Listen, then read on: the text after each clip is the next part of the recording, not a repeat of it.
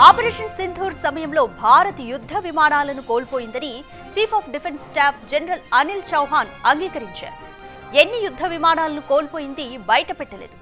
4 Rafales సహా 6 ఫైటర్లను కూల్చామని పాకిస్తాన్ చెబుతున్నది మాత్రం తప్పని స్పష్టం చేశారు. ఎన్ని ఫైటర్లు కూలాయన్నది ముఖ్యం కాదని, ఎందుకు కూలిపోయాయన్నది కీలకమని పేర్కొన్నారు. తప్పు ఎక్కడ జరిగిందో వెంటనే గుర్తించి సరిదిద్దుకున్నామని, తర్వాత 2 రోజుల్లోనే అన్ని రకాల విమానాలు ఆయుధాలతో ఖచ్చితమైన దాడులు చేసి పాక్ను దెబ్బకొట్టామని తెలిపారు.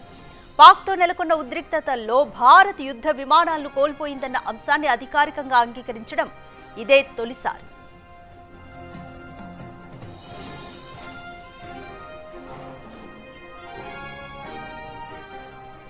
మోర్ డీటెయిల్స్ మా ఇన్పుట్ ఎడిటర్ పవన్ కుమార్ అందిస్తారు. పవన్ కుమార్, ఆపరేషన్ సింధూర్లో భారత్ కొన్ని యుద్ధ విమానాలను కోల్పోయిందని చీఫ్ ఆఫ్ డిఫెన్స్ స్టాఫ్ కూడా అంగీకరించారు. దీనిపైన ప్రతిపక్షాలు కూడా ప్రశ్నిస్తున్నాయి. అయితే ఎందుకు కోల్పోయామన్నది మాత్రం చెప్పడం లేదు. కోల్పోయినా కూడా ప్రతి దాడులు చేశామని కేంద్రం చెప్తుంది. సో ఎలా చూడాలి పరిణామాలని?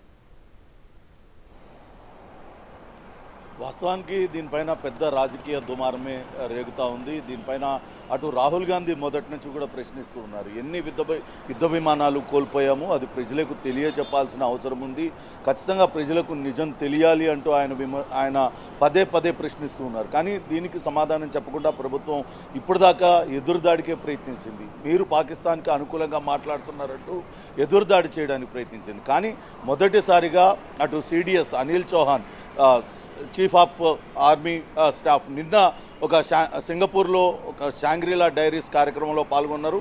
ఆయన అక్కడ ఒక అంతర్జాతీయ ఛానల్స్కి, మీడియా సంస్థలకి ఇచ్చిన ఒక ఇంటర్వ్యూలో ఆయన స్వయంగా ఒప్పుకున్నారు. ఇప్పటికే పాకిస్తాన్ ప్రధాని షహబాజ్ షరీఫ్ మొత్తం 6 విమానాలను భారత వైమానిక దళానికి చెందిన ఫైటర్ జెట్లను 6ని కూల్చివేశామంటూ ఆయన ప్రకటించారు. కానీ అది శుద్ధ అవాస్తవం.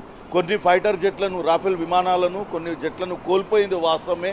కానీ అది వ్యూహంలో జరిగిన ఒక చిన్న పొరపాటు వల్ల జరిగింది. వెంటనే దాన్ని సరిదిద్దుకొని సమర్థవంతంగా పాక్ పైన దాడి చేశాము. చాలా ఖచ్చితత్వంతో మీటర్ డిస్టెన్స్లోనే వాటి స్థావరాలన్నింటినీ కూడా దెబ్బతీసామంటూ అటు అనిల్ చౌహాన్ చెప్తున్న పరిస్థితి ఉంది. దీనిపైనే అటు కాంగ్రెస్ మొదటి నుంచి కూడా పెద్ద ఎత్తున విమర్శలు చేస్తుంది. కొలాటరల్ డ్యామేజ్ జరిగింది. సైనికుల పట్ల తమకు పూర్తి విశ్వాసం ఉంది.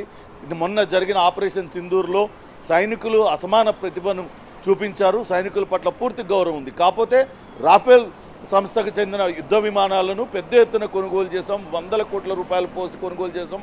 అటువంటి యుద్ధ విమానాలు అక్కడ సరైన పర్ఫార్మెన్స్ లేక ఒకవేళ కూలిపోయినాయా, లేకుంటే ఎందుకు జరిగింది, ఏ రకంగా మనకు నష్టం వాటిల్లింది, అవంతా కూడా దేశ ప్రజలకు తెలియాల్సిన అవసరం ఉంది. కాబట్టి దానిపైన పట్టుబడుతున్నామంటూ మొదటి నుంచి కూడా రాహుల్ గాంధీ చెప్తున్నారు. కానీ దీనిపైన అటు బీజేపీ నేతలు మాత్రం చాలా తీవ్రమైన విమర్శలు చేశారు. సంబిత్ పాల్ లాంటి ఎంపీలు అయితే మీరు పాకిస్తాన్లో పోయి ప్రెస్ మీట్లు పెట్టుకోండి అనేంత ఎక్స్ట్రీమ్ వరకు కూడా వాళ్ళు విమర్శలు చేశారు. ఇక మల్లికార్జున్ ఖర్గే కూడా దీనిపైన స్పందించారు. వెంటనే పార్లమెంటు సమావేశాలు నిర్వహించాలి, ఇటువంటి అంశాలన్నీ కూడా పార్లమెంట్లో చర్చించాలి, దేశ ప్రజలకు అందరికీ కూడా వాస్తవాలు తెలియాల్సిన అవసరం ఉందంటూ కూడా ఆయన అభిప్రాయపడ్డారు.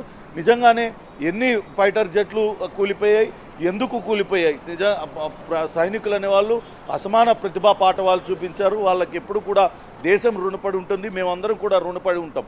కానీ ప్రభుత్వం అసత్య ప్రకటనలు చేస్తూ ప్రజలను మభ్యపెట్టే ప్రయత్నం చేస్తుంది. బీజేపీ ప్రభుత్వం ఒక రాజకీయ లబ్ధి పొందాలని చూస్తుంది. కాబట్టి దాన్ని వ్యతిరేకిస్తూ అటు కాంగ్రెస్ నేతలు అయితే తీవ్ర విమర్శలు అయితే చేస్తూ వచ్చారు.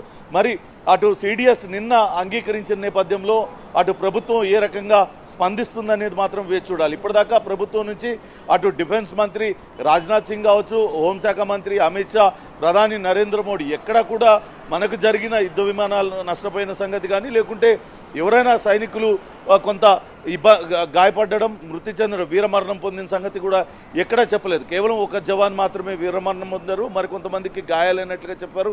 కానీ యుద్ధంలో మనకు ఎన్ని యుద్ధ విమానాలు నష్టపోయాం, మనకు ఏ రకంగా నష్టం జరిగింది, దానిపైన అయితే ఇంతవరకు ప్రకటన చేయలేదు. కేవలం పాకిస్తాన్ పైన దాడి చేసాం, పాకిస్తాన్కు బుద్ధి చెప్పాం అనే విషయాలే చెప్తూ ఉన్నారు. మరొకటి ముఖ్యమైన విషయం, ట్రంప్ చేస్తున్న ప్రకటన పైన కూడా పెద్ద ఎత్తున విమర్శలు వస్తున్నాయి. పదే పదే తానే అణ్వ యుద్ధాన్ని ఆపేశానంటూ ట్రంప్ ఇప్పటిదాకా 11 సార్లు పైగా చెప్పారు. దీనిపైన కూడా ప్రభుత్వం స్పష్టత ఇవ్వాల్సి ఉంది. ఏకపక్షంగా కాల్పుల విరమణ ఒప్పందం ఎందుకు చేసుకున్నారు, కాల్పుల విరమణ ఒప్పందం వెనకాల అసలు ఏమేమి నిబంధనలు విధించుకున్నారు, ఎందుకు ట్రంప్ పదే పదే అణ్వ యుద్ధాన్ని నేనే ఆపానంటూ క్లెయిమ్ చేసుకుంటున్నాడు, దానిపైన ప్రభుత్వం ఎందుకు స్పష్టమైన ప్రకటన చేయడం లేదనేది ఇప్పుడు కాంగ్రెస్ పార్టీ డిమాండ్ చేస్తుంది. ఖచ్చితంగా దీనిపైన ప్రభుత్వం నుంచి ఒక ప్రకటన విడుదల చేయాలని కోరుతున్న పరిస్థితి అయితే ఉంది రాధిక. రైట్, మీరు అన్నట్టు ఆపరేషన్ సింధూర్కు ముందు అఖిలపక్ష సమావేశం పెట్టి అన్ని పార్టీల నుంచి కూడా సజెషన్స్ తీసుకున్నారు. కానీ యుద్ధం ఆపేసే ముందు కానీ ఎవరితోనూ కూడా చర్చించలేదు. ఇదే విషయాన్ని సీఎం రేవంత్ రెడ్డి కూడా ప్రస్తావించారు. అలాగే గతంలో యుద్ధాలు జరిగినప్పుడు, కార్గిల్ యుద్ధం జరిగినప్పుడు కూడా అయిపోయిన తర్వాత ఒక రివ్యూ మీటింగ్ అనేది పెట్టారు, రివ్యూ కమిటీని కూడా వేశారు. మరి ఈసారి కూడా వేస్తారా? ఏ విధంగా ఉంటుంది సిచ్యువేషన్ అనుకోవాలి? ప్రతిపక్షాలు వేస్తున్న క్వశ్చన్స్కి కేంద్రం ఏ విధంగా సమాధానం చెప్తుంది అనుకోవచ్చు? మొత్తంగా ప్రతిపక్షాలు కూడా ఇదే క్వశ్చన్ రేజ్ చేస్తున్నాయి. ఎందుకు వాస్తవాలన్నీ తెలియజెప్పడం లేదు, కేవలం ప్రజలను మభ్యపెట్టే ప్రకటనలు మాత్రమే ఎందుకు చేస్తున్నారు, అసలు ఆపరేషన్ సింధూర్లో మనం పాకిస్తాన్ పైన దాడి చేసాం, ఆ సమయంలో మనకు కూడా కొంత నష్టం జరిగిందనేది తెలుస్తూ ఉంది. నిజానిజాలు ఏంటనేది ప్రజలకు తెలియాల్సిన అవసరం ఉంది. అంతేకాకుండా కాల్పుల విరమణకు సంబంధించి మనం అక్కడ యుద్ధం చేస్తూ ఉన్నాం, అక్కడ పాకిస్తాన్లోని శత్రు స్థావరాలన్నింటినీ కూడా ధ్వంసం చేశాం, పాకిస్తాన్ భూభాగంలోకి 300 కిలోమీటర్ల లోపలికి వెళ్ళి అక్కడ ఉన్న ఉగ్రవాద శిబిరాలన్నింటినీ కూడా కూల్చివేశామంటూ చెప్తూ వస్తున్నారు. అవన్నీ కూడా నిజంగానే చేసినప్పటికీ దానికి వెంటనే కాల్పుల విరమణ ఎందుకు చేయాల్సి వచ్చింది? అమెరికా ఒత్తిడి వెనకాల అసలు ఏం జరిగింది? నిజంగానే ట్రంప్ చెప్తున్నట్లుగా వాణిజ్య లావాదేవీలు ఆపేస్తానని బెదిరించడం వల్లే ఇది జరిగిందా, లేకుంటే మరేదైనా కారణంతో ఇవన్నీ నిర్ణయం తీసుకోవాల్సిందా? ఇవన్నీ కూడా ప్రజలకు తెలియజెప్పాల్సిన అవసరం ఉంది, ప్రతిపక్షాలకు తెలియాల్సిన అవసరం ఉంది. కాబట్టి దీనిపైన ప్రభుత్వం స్పష్టమైన ప్రకటన చేయాలి.